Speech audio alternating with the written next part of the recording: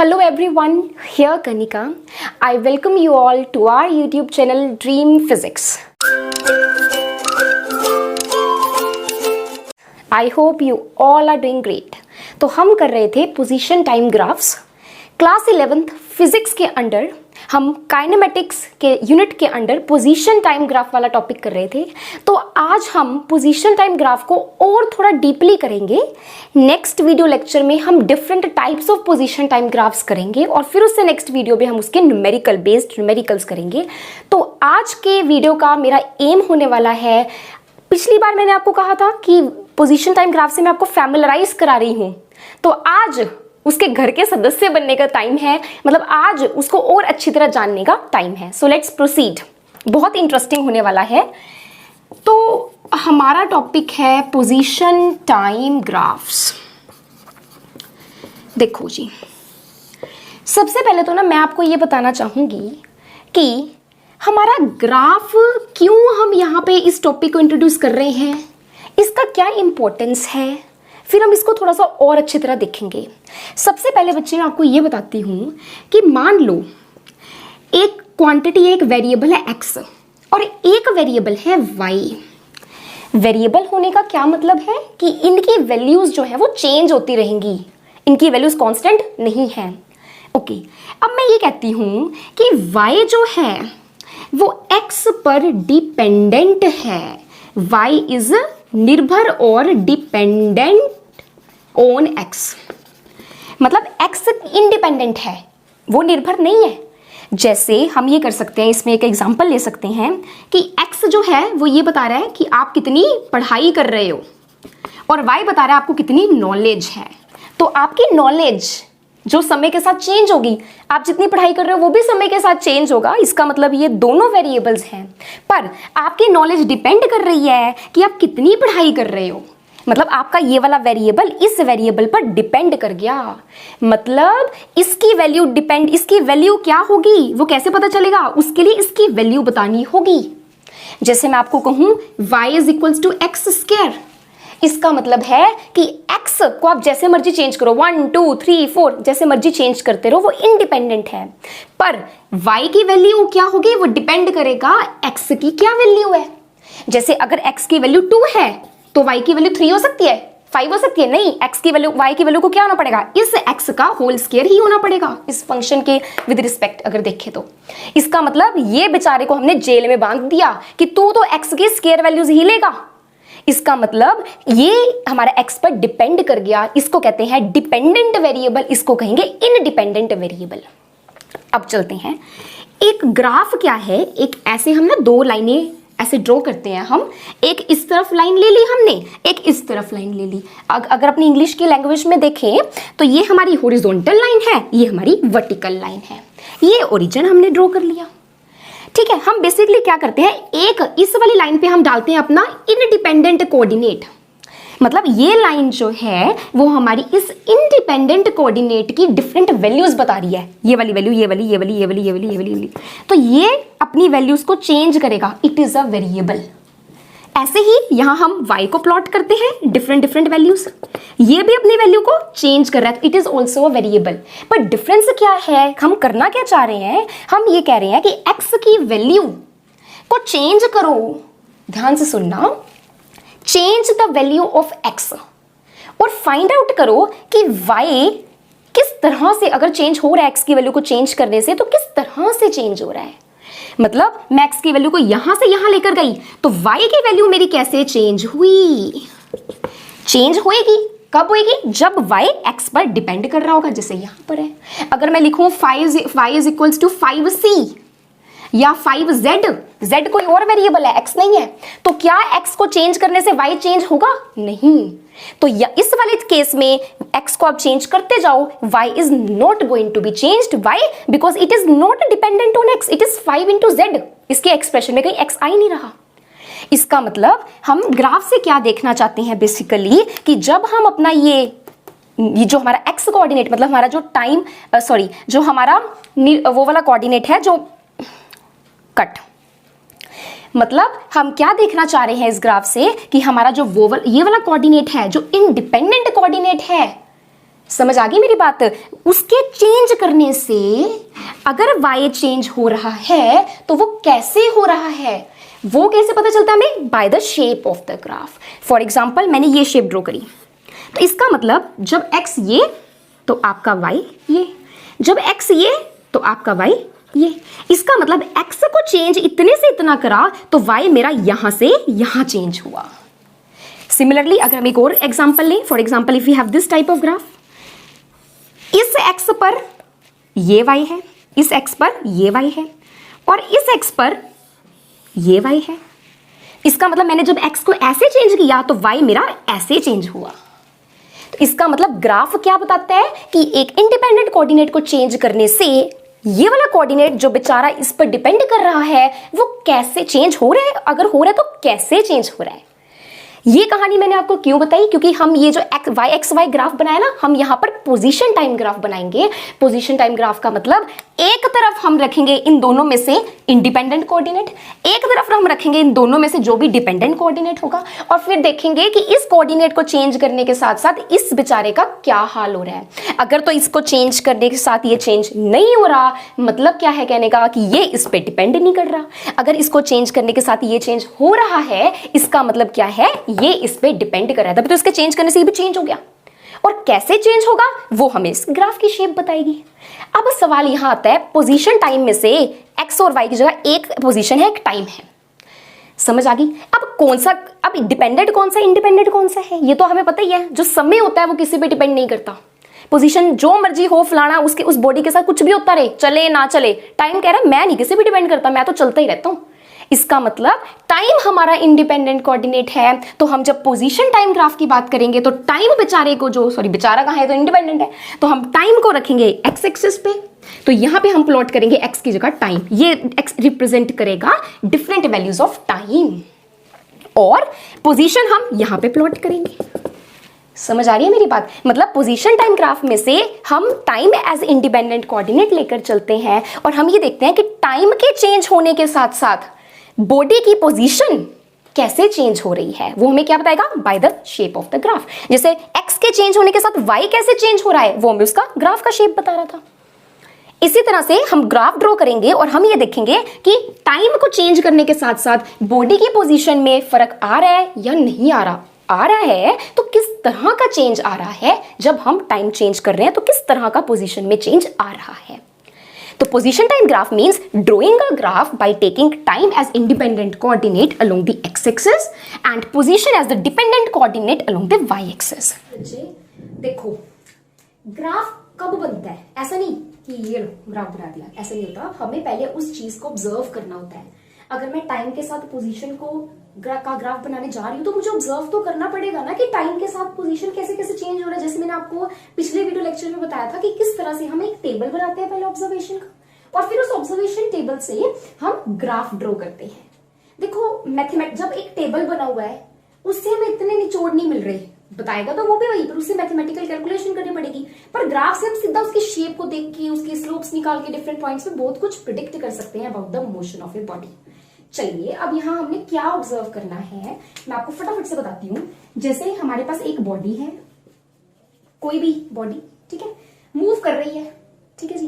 हम क्या कर रहे हैं, बैठे वेले लॉकडाउन में, ठीक है, हम क्या कर रहे हैं वेले लॉकडाउन में बैठे, हम इस बॉडी को मूव करता हुआ देख रहे हैं, ऑब्जर्व कर रहे हैं, ठीक है जी। चलिए मान लीजिए कि ये पॉइंट है, ठीक है। कौन सा पॉइंट? जब हमने बॉडी को ऑब्जर्व करना स्टार्ट किया उस समय, उस वक्त के समय को, मतलब उस टाइम को लेते हैं t इज टू 0। मतलब अगर एक बॉडी 0 टाइम एग्जिस्ट नहीं करता, बट यहां ऑब्जर्वेशन टाइम 0 होने का मतलब है, मैं आपको हर वीडियो लेक्चर में ये चीज बताती हूं कि जब मैंने इस चीज को मूव करते हुए ऑब्जर्व करना स्टार्ट किया, जिस इंस्टेंट पे मैंने स्टार्ट किया उस इंस्टेंट को 0 टाइम लेते हैं। उसके बाद 2 मिनट तक ऑब्जर्व किया तो 2 मिनट या 2 सेकंड के बाद आप कैसे, वो उसके बाद स्केल चलता रहता है। ओके, तो ये पॉइंट क्या है कि जब मैंने ऑब्जर्व करना स्टार्ट किया, मतलब जब मेरा टाइम 0, उस इंस्टेंट को 0 लेकर चलूंगी मैं। अगर मैं सेकंड्स में मेजर कर रही हूं तो 0 सेकंड्स, मिनट में करूं तो 0 मिनट, जो आपने लेना है, ठीक है जी। और ये पॉइंट क्या है कि जब मैंने ऑब्जर्व करना स्टार्ट किया उस वक्त बॉडी इस पोजीशन पर थी। कहने का मतलब अगर मैं एक ग्राफ ड्रॉ करूं, यहाँ टाइम, यहाँ पोजीशन, फटाफट फटाफट, ठीक है, ये मेरा इंडिपेंडेंट है, ये डिपेंडेंट है, क्यों? क्योंकि टाइम के साथ साथ पोजीशन चेंज होता है, पोजीशन के साथ साथ टाइम चेंज नहीं होता, टाइम इज इंडिपेंडेंट, वो तो बढ़ता ही रहेगा, चाहे पोजीशन चेंज होए चाहे पोजीशन चेंज ना होए, चाहे वो भाड़ में जाए। टाइम कहता है मैं चेंज होने वाला, सॉरी मैं तेरे पर निर्भर होने वाला नहीं हूं, ईगो ही बहुत है उसका। चलिए, ये है पोजीशन, ठीक है। क्या मतलब है कहने का कि हम ये वाला पॉइंट, जिस पॉइंट पर हमने ऑब्जर्व करना स्टार्ट किया, उस पॉइंट को हम यहां ले लेते हैं। मान लो ये पॉइंट O है, फिर से वो पॉइंट जहां पर हमने ऑब्जर्व करना स्टार्ट किया, वो पॉइंट मेरा ये है, ये वाला पॉइंट। और इस पॉइंट पर टाइम भी क्या है? 0, इसलिए मैंने इसको ओरिजिन लिया है, क्योंकि मेरा ऑब्जर्वेशन का टाइम क्या होता है, जिस इंस्टेंट पर मैं ऑब्जर्व करती हूँ उस इंस्टेंट को मैं 0 टाइम लेकर चलती हूं, ठीक है। फिर उसके बाद मैं ये कहती हूं आपको कि अगले 2 सेकंड में, मतलब 0 से जब मैं 2 सेकंड की बात कर रही हूं, तो बॉडी ना कुछ यहां पर आ गई, यहां पर, ठीक है जी। या ऐसे भी नहीं करते, और तरीका, मान लो अगले 2 सेकंड में जो बॉडी है वो इस पॉइंट O से डिस्प्लेस हो गई, मोशन में है तो डिस्प्लेस तो होएगी ना, अगर यहीं पे रहेगी तो वो मोशन में काहे को हुई, ठीक है जी। वेरी इंटेलिजेंट, हम बहुत इंटेलिजेंट हैं, हमने पता लगा लिया कि अगर टाइम बीत रहा है और ये बॉडी मोशन में है तो ये O से उठ के कहीं ना कहीं तो जाएगी। मान लो ये बॉडी, मैं आपको कहती हूं 2 सेकंड में 2 मीटर दूरी पे चली गई ओके, तो अब आप कहोगे मैम आप ये तो बता दो कि 2 मीटर इस वाली साइड पे, राइट हैंड साइड पर, या 2 मीटर लेफ्ट हैंड साइड पर। ऐसे थोड़ी ना कि हमें लगता है कि वो इधर ही जाएगी, ऐसे तो नहीं हो सकता, ठीक है जी। फॉर एग्जाम्पल, आप 2 बहनों की लड़ाई हो रही है, मेरी बहन के साथ मैं बहुत लड़ती हूँ, हम 2 बहनों की लड़ाई हो रही है। मान लो उसने मेरे ऐसे थप्पड़ मारा, तो मैं उसके थप्पड़ को स्लो मोशन में ऑब्जर्व करूँ, तो ये भी तो उसका हाथ है, एक ऑब्जेक्ट है जो मोशन में है, उसको ऑब्जर्व कर रही हूँ, ठीक है। तो ऐसा भी तो हो सकता है कि दूसरी साइड से थप्पड़ आ जाए, मतलब मोशन इस साइड भी तो हो सकता है। कहने का मतलब ये है कि मैंने अगर आपको कहा कि अगले 2 सेकंड में बॉडी ने 2 मीटर डिस्टेंस ट्रेवल किया, तो बताओ तो सही कि 2 मीटर इस तरफ या 2 मीटर इस तरफ। उसके लिए हमने एक जुगाड़ लगाया, हमने कहा चलो ठीक है कोई बात नहीं, टेंशन नहीं लेनी। हमने कहा ऐसा करो, जो डिस्टेंस O से एक तरफ को है वो पॉजिटिव ले लो। मान लो हमने राइट हैंड साइड वाले पॉजिटिव ले लिए, थोड़ा इजी लगता है ये, और जो लेफ्ट हैंड साइड पर डिस्टेंस है वो नेगेटिव है। तो अगर मैं आपको कहूंगी कि इट इज डिस्प्लेस्ड, ये जो पोजीशन है ना वो बॉडी की डिस्प्लेसमेंट है, डिस्टेंस नहीं। ये भी जरा सी चर्चा करूंगी लास्ट में इसकी, कि इट इज डिस्प्लेस्ड 2 सेकंड में वो 2 मीटर डिस्प्लेस हुआ, पॉजिटिव 2, इसका मतलब वो इस तरफ डिस्प्लेस हुआ, ये क्या था 2 मीटर। और कितना टाइम लगा? 2 सेकंड। मतलब 2 सेकंड में उसकी डिस्प्लेसमेंट क्या है? Positive 2 metre. मान लो यहां 2 है तो 2 सेकंड में पॉजिटिव 2, तो ये वाला पॉइंट आ गया, ये वाला पॉइंट आ गया। समझ आ गई मेरी बात? अच्छा, अगर मैं कहती कि अगर मैं ये ना कहती, मैं आपको कहती 2 सेकंड में -2 मीटर उसकी डिस्प्लेसमेंट है, इसका मतलब कि वो इस O से 2 डिस्प्लेस हुआ है, पर वो इस तरफ डिस्प्लेस नहीं हुआ क्योंकि यहां नेगेटिव है, मतलब वो इस तरफ डिस्प्लेस हुआ है। तो यहां तो मैंने शो कर दिया कि 2 O से इस तरफ, तो ये डिस्टेंस कितना है? 2 मीटर। माइनस क्यों? माइनस क्या डिस्प्लेसमेंट है ना ये, तो डिस्प्लेसमेंट तो माइनस हो सकती है, क्यों? क्योंकि डिस्प्लेसमेंट के पास डायरेक्शन होता है। इस तरफ है डिस्प्लेसमेंट तो पॉजिटिव ले रहे हैं, इस तरफ है तो नेगेटिव। आपकी मर्जी है, आप इस तरफ वाली को नेगेटिव ले लो पर उससे अपोजिट वाली को फिर पॉजिटिव लेना। कहने का मतलब ये वाली को अगर पॉजिटिव ले रहे हो तो ये वाली को नेगेटिव लेनी है, या फिर ये वाली को पॉजिटिव ले रहे हो तो ये वाली को नेगेटिव लेना है, वो आपकी मर्जी है। हम bye convention right hand side वाले को पॉजिटिव और इस वाले को नेगेटिव। और अगर बॉडी ऐसे मूव कर रही है तो ऊपर डिस्प्लेसमेंट जो होती है about O, it is taken as to be positive by convention. Rules है, मैंने नहीं अपने बनाए, तुम अपने भी कर सकते हो। और नीचे तो नेगेटिव, ठीक है जी।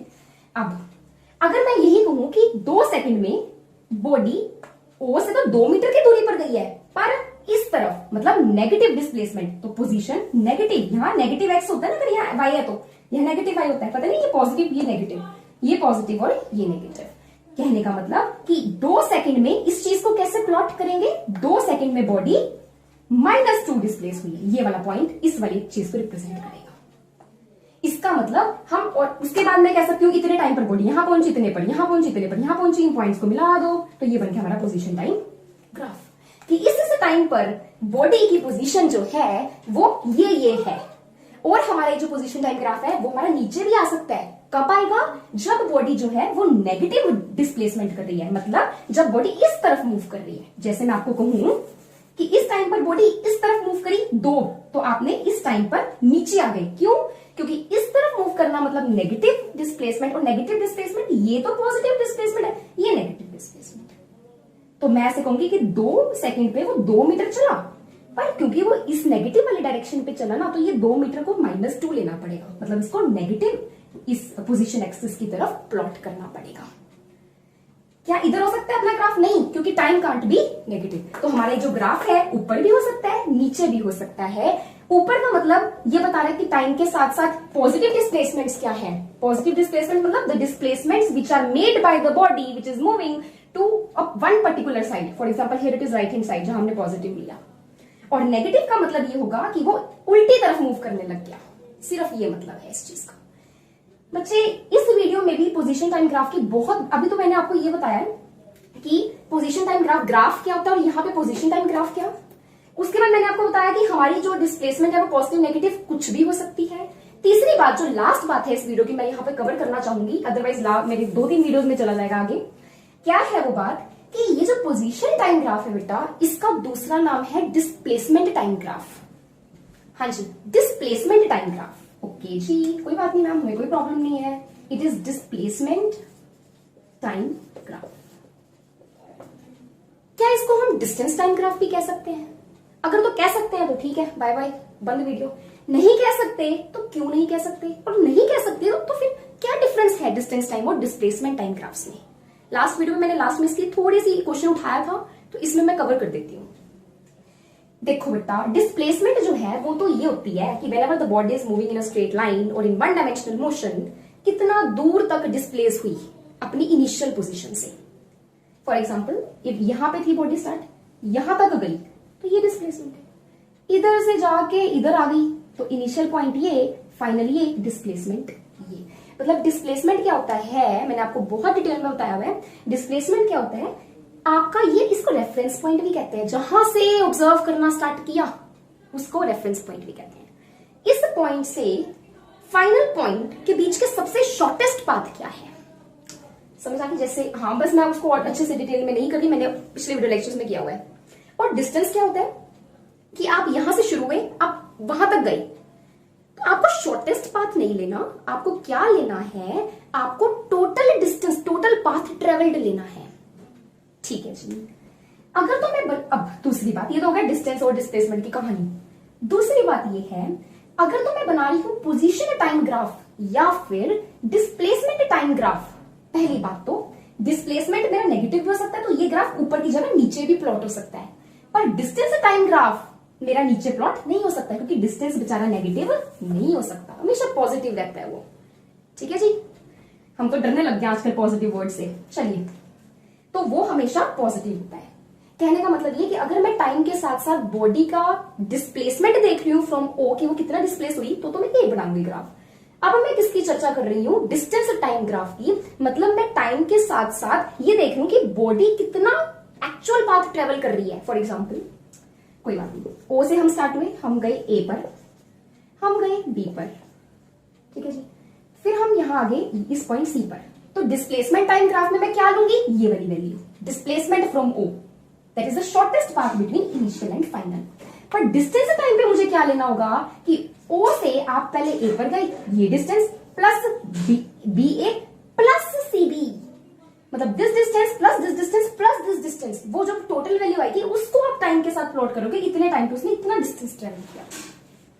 समझ आ गई? फॉर एग्जाम्पल, अगर ये 1 है, ये पूरा 2 है, ये 3 है और ये CB 4 है, तो डिस्प्लेसमेंट क्या है 1, तो इतने टाइम पर ये 1 डिस्प्लेसमेंट, ये हो गया डिस्प्लेसमेंट टाइम। दूसरा, अगर डिस्टेंस में प्लॉट करना हो तो 0 से पहले इतने पे गया, 2 पे, 2 प्लस 3, फिर यहां से वापस 4, तो कितना हो गया 5 प्लस 4 9। इसका मतलब यहां मैं इस टाइम पे मेरा 9 डिस्टेंस ट्रेवल हुआ। तो ये तो प्लॉटिंग डिफरेंट हो गई। अच्छा, डिस्टेंस टाइम ग्राफ मेरा नेगेटिव नहीं हो सकता, पॉजिटिव हो सकता है। एक बड़ा ही इंपॉर्टेंट डिफरेंस, बड़ा मजा आएगा आपको। क्या डिफरेंस है? हाँ जी, देखिए, एक बड़ा ही इंपॉर्टेंट डिफरेंस, हमारा जो डिस्प्लेसमेंट टाइम ग्राफ है ना, वो टाइम के साथ साथ ऐसे भी हो सकता है, डिक्रीज भी हो सकता है। इसकी चर्चा मैं स्लोप की चर्चा नेक्स्ट वीडियो लेक्चर में करूंगी। पर इस वीडियो लेक्चर में जरा थोड़ा सा इस चीज पे ध्यान दीजिए कि डिस्टेंस टाइम ग्राफ मेरा टाइम के साथ साथ उठ भी सकता है, पोजीशन इंक्रीज हो रही है, और टाइम के साथ साथ वो डिक्रीज भी हो सकता है। इसका मतलब क्या है कि टाइम तो इंक्रीज हो रहा है। देखो इस वाले पॉइंट के लिए ये टाइम, इस वाले पॉइंट के लिए ये टाइम, इस वाले पॉइंट के लिए ये टाइम, इस वाले पॉइंट के लिए ये टाइम, तो टाइम तो इंक्रीज हो रहा है। बट इस वाले पॉइंट के लिए ये पोजीशन, ये पोजीशन, ये पोजीशन, ये पोजीशन, टाइम के साथ साथ इस चीज के लिए पोजीशन डिक्रीज हो रही है, डिस्प्लेसमेंट डिक्रीज हो सकती है। पर क्या अगर एक पार्टिकल चल रहा है, क्या उसका डिस्टेंस कभी डिक्रीज हो सकता है? नहीं। If the particle is in motion, उसका डिस्टेंस हमेशा बढ़ता ही है। समझ आ गई मेरी बात? उसका डिस्टेंस हमेशा बढ़ता ही है। क्यों? देखो ना, यहां से यहां गया, फिर जहां मर्जी जाए वो एड अप होता जाता है। डिस्प्लेसमेंट का शॉर्टेस्ट पाथ वो डिक्रीज हो सकता है। कब होएगा? जब वो ओ के पास पास आएगा तो डिस्प्लेसमेंट कम हो रहा है।